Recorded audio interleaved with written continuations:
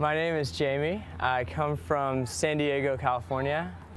I guess I was thinking a lot about sort of what I would consider like lost years in a way. I mean, I have a really fuzzy memory. Like I don't remember a lot, and that had to do with a lot of me sort of being two people at once.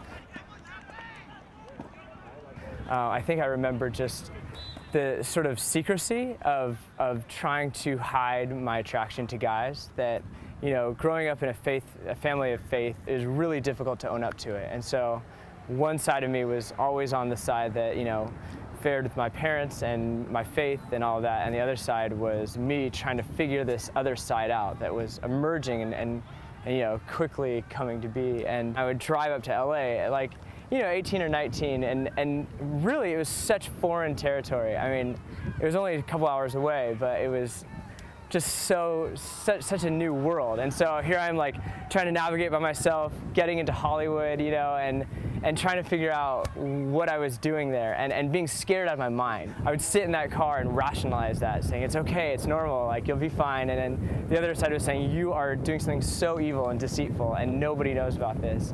And what if, you know, you get caught, da da da. And I would sit there for like 15 minutes and I just burst out of the car, stand in line. I'd have my head down, like on the ground, not looking at anybody until I got inside. I met this one guy that was from LA. He and I just connected so well, easily. And you know, that was the first night that I went up there. I was so excited. I, you know, got back home at 5 in the morning, snuck back into my parents' house, went to bed. You know, my friends, thinking I was so inconsistent for not answering their phone calls or whatever, would, you know, ask, you know, like, where were you last night? What were you doing? I'd, you know, have all these crazy thoughts in my head, like driving up to LA, meeting all these people, you know, seeing all these crazy visuals, you know, all this new information that I was taking in, and all I could say to them was nothing. I just went home early and went to bed, you know. It was the worst of it, but it was also the best. It was so exciting and invigorating. And that kid and I, he would drive from LA and I drive from San Diego, and we'd meet in the middle, and we'd spend like a day every couple weeks at the beach, you know, over the summer.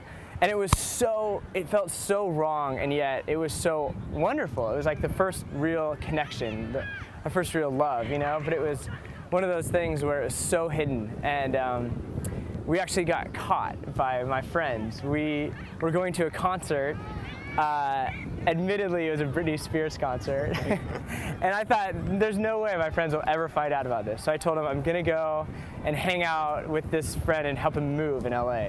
And so I drove, you know, down to LA, but then we drove all the way to Vegas. And it turns out that these friends, these frat boy friends, had decided that they were also going to this concert in Vegas. And so they drove, and we met in the hallway, like just out of total coincidence. And we were both shocked, and I disowned this friend that I had forged, you know, and I acted like we weren't friends, and that, you know, it was just very awkward and odd. And that was the last time we ever saw each other, actually.